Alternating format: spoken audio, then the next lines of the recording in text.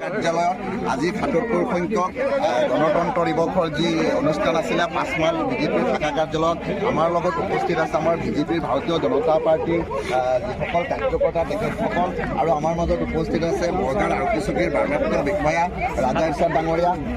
মই প্ৰথমতে আমাৰ ভাৰতীয় জনতা পাৰ্টীৰ সমাজকৰ্মী সক্ৰিয় কাৰ্যকৰ্তা তথা সমাজকৰ্মী চহৰালী ৰামৰ ওচৰত যাম। মই কেমেৰা পাৰ্চনক তেখেতসকলৰ এটা বাইট ল'ম। দাদা, আজি কি হ'ব? ৭৭ সংখ্যক গণতন্ত্ৰ দিৱস উপলক্ষে আজি যথেষ্ট ভাল লাগিছে। আজি যি পৰিৱেশ আছিলে সঁচাকৈ ভাল। আপোনাৰ অনুভৱ কেনেকুৱা? অতি আনন্দ আৰু গৌৰৱ আমাৰ সুদীৰ্ঘ 1947 চনৰ আগত দীৰ্ঘ সময় আমাৰ ভাৰতবৰ্ষৰ মানুহ ইংৰাজৰ শাসনৰ তলত আছিলে আৰু আমি হয় নাজানো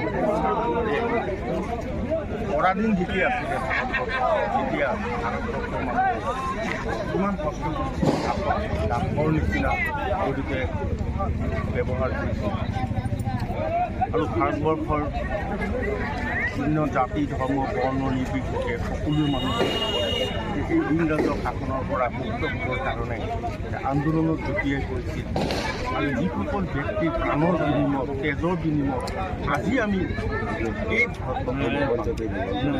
যেতিয়া যে মুক্ত হিচাপে আমি স্বাধীনতা হিচাপে বসবাস কৰিব পাৰিছোঁ আৰু তেখেতসকললৈ যিসকল ব্যক্তিৰ প্ৰাণৰ বিনিময়ত আজি আমি স্বাধীন হিচাপে পালোঁ তেখেতসকলৰ আমি সদায় কৃতজ্ঞতা জ্ঞাপন কৰিছোঁ। আজি তেখেতসকলৰ প্ৰতি আমাৰ সদায় আন্তৰিকতা আৰু তেখেতসকলৰ সদায় মৰম আমাৰ ভাৰতবৰ্ষৰ প্ৰতিজন নাগৰিকৰ আজি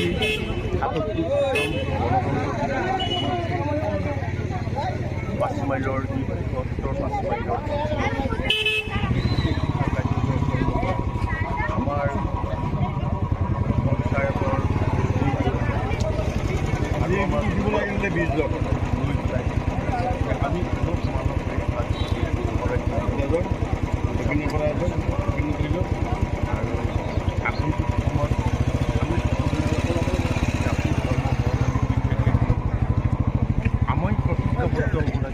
আমি ভাৰতবৰ্ষক কেনেকৈ একত্ৰিতভাৱে সকলোৱে একলগ হৈ পেলাই আমি আৰু আজিৰ দিনত যেনেকৈ পৃথিৱীৰ আমাৰ ভাৰতবৰ্ষৰ নামটো জিলিকি উঠিছে তেনেকৈ আগন্তুক সময়ত আমিও সদায় চেষ্টা কৰিম সকলোৱে আমি একেলগত কাম কৰি আমাৰ